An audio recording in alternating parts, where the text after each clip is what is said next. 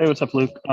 Just for you guys tonight, do you want your guys to kind of feel this game means a little bit more, has any more added significance to it? We want our guys to play with the same energy, the same fight, the same togetherness that they've been playing with. That's what's going to allow us to have the best chance of trying to win another game tonight. We'll go call Draper. What's up, Coach? How you doing? Good. You? Good, excellent. Hey, with DeLon Wright, I see the numbers he's putting up on the stat sheet. What does he do for you guys though on the floor? You know, the intangibles, and how do you think he impacts the team? Yeah, he's been great for us, especially with this stretch. As you know, his responsibility and role has grown.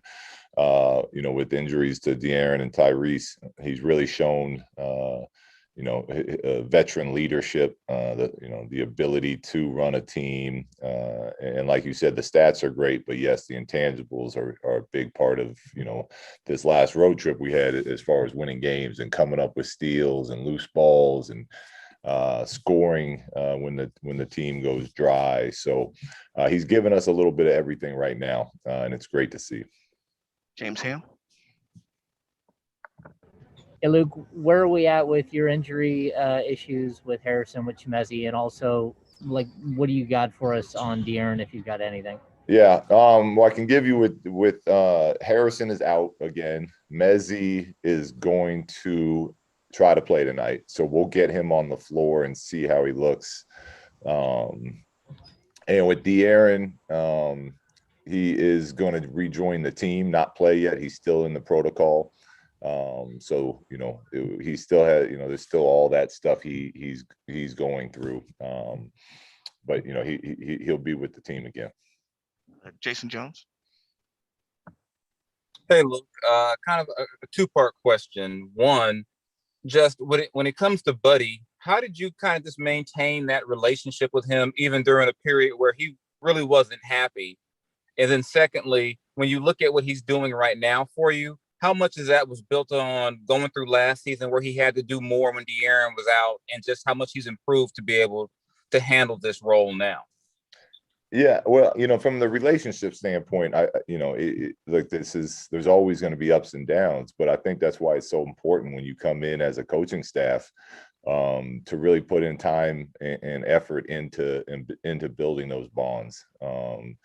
And I feel like that has clearly helped with us. And that was even with, when he was unhappy with his role because of a relationship that we had and he had with other coaches. It was, it was never personal, it was business stuff. But when it didn't go a certain direction, he was ready to start playing again. You got to give him a lot of credit for that. As far as how important he's been and how well he's been playing, I can't say enough enough good things about him. Even that last game, he had close to a triple double, and he playmaking and creating offense for us has really been great. And his overall competitive spirit has really been impressive. And it's been contagious, and it's been fun, and it's good to see that part of his game growing, because we all know he's an elite shooter, but he's doing other things to help his team win and play, stay in ball games, and that's great to see, and it's much needed for our group, especially our group right now with the injuries we have. Jason Anderson. Hey, Luke, how you doing today, sir? Good, Jason. Good. I like the camo hat. I think it's appropriate. So I think you anticipated some craziness this season right from the outset, through all the ups and downs and everything your team and every other team in the league's been through. How's it feel to kind of be in this spot now with like a week to go, and you guys are really truly playing for something? Yeah, it's a lot of fun. I mean, I'm impressed with our group. I'm impressed with the NBA for getting this far into it. I mean, we're traveling the country with a pandemic going on, and finding ways to slowly get crowds back into the arenas and playing, at high level basketball. There's nights that have been sloppy, probably more sloppy this year than most years for everyone, but for the most part, the league has done a great job, and our team has really had some really nice runs, and has done a good job of putting ourselves in a position to still be, you're always playing for something. But this last week, it's enjoyable for the group, and we're in a good place right now. Al Draper again. All right, Coach. With Tyrese, I watch him on the bench, always smiling, always seem to be having fun. Can that have an impact on the guys on the floor? Absolutely, it can. It can when it comes from a good real place, and that's who Tyrese is. That's why we're one of the reasons we're excited about him. Clearly, his skill set is what is the top priority. But what we think he can be just from being part of the culture and who he is, and as he gets more confident in this league, just kind of putting an imprint on our group.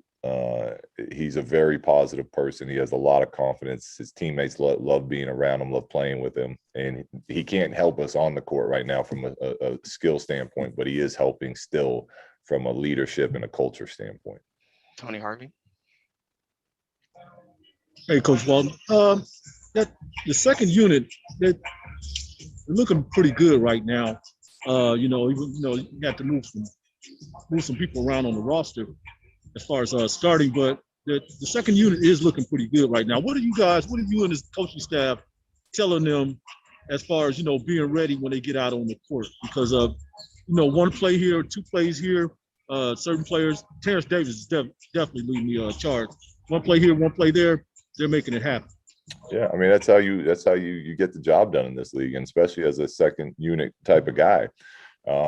Your minutes might be short, but you better be ready to come in and make an impact. And sometimes the impact isn't scoring. It's just being able to follow a game plan. It's coming in and rebound. Like tonight, for example, rebounding is going to be a huge key for us. So if you come in and you only got 3 minutes, you better come in ready to hit and attack the defensive glass. And if you do that, you're helping our team. You're putting us in a better chance. So, it's about, we tell them this, what we're telling the other guys, which is, these are the keys to the game. This is what we have to do, and we have to do it at a high level, and we have to do it together. And that doesn't, the keys change, but the message stays the same. Katie Hunter. Yeah, Luke, I wanted to follow up on a question on your answer about De'Aaron. You said that he's cleared protocols, but he has several steps to go through. He is so he's still in health and safety protocols, but he will be rejoining the team. Okay, so what are the steps that kind of remain? Do you know? Yeah. Yes, but I'm not sure what I'm allowed to share. So I'm health and safety protocol because it's not an injury. I leave it at health and safety protocol. Okay, so it's health and safety protocol. It's not like, oh, he needs to get on the court and your kind of thing with working players. Yes, he is still in the health and safety protocol of the NBA. All right. And the other question I had was just kind of about your guys' defense over this last 4-game stretch. Has been really phenomenal. What is it that's working with this kind of hodgepodge mixture of whoever's available and healthy? Yeah, well, they're playing. They're doing a great job of helping each other. I think Maurice and DeLon, using their length to get deflections, buddies. Everyone has stepped up individually on that end of the court, which is huge for us because I've said this whole time, scoring is going to be a struggle at times with the amount of offensive firepower that we have out. But our defense can give us a chance. And right now our defense has really been great. And the togetherness and the fight that they've just been competing with has been huge over this road trip we just got home from. Jason Anderson. Luke, I want to ask you about De'Aaron as well. I know there are things you can't say, but given the number of games that are left and the steps he does have, is it realistic to think that he will play again during the regular season? And can you kind of speak to that? And would there be any decision maybe to just hold him out, even if he is cleared to play, given that there's only so many games left? Yeah, I mean, I listen. I would. Everything's an available option, but again, just because of the where we're at right now with this whole thing. I'm just leaving it at health and safety protocols until he's out of it. And once that's the case, then, you know, we can get more into details on that stuff.